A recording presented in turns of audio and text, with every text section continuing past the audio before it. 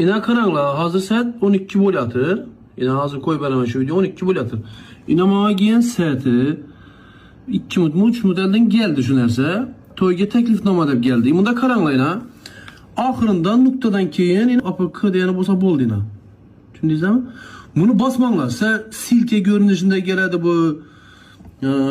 İşinin görünüşte geladi. Bunu basmanglar. İşte ahırında APK bo'ladi ina. Basmanglar. Bana iş adamdan geldi. Bu adamda meni kontaktim var.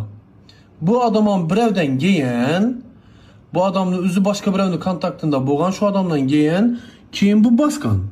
Keyin iş adamın kontaktındaki hemmeye iş öz yeriledi. Bunu az bassanız telegramınız bloklanadı. Keyin kartanızda şu telegram ölengen nomer baku. Şu nomer kartadan ölengen bolsa kartadagi pulni kars etadi. İşte tarqatыңlar şunu basın. Bu adamı üzen bilmedi onun da. Onu basıp koydu. Kimlere tarqalıp gitti üzen bilmedi. Az ben bassam beni kontaktımda kimle olsa hemmeye gitedi. Maşinlikle bula. Karşıdan pulunuzda alıp koydu. Bunu tapıp bulmaydı ki pulunu.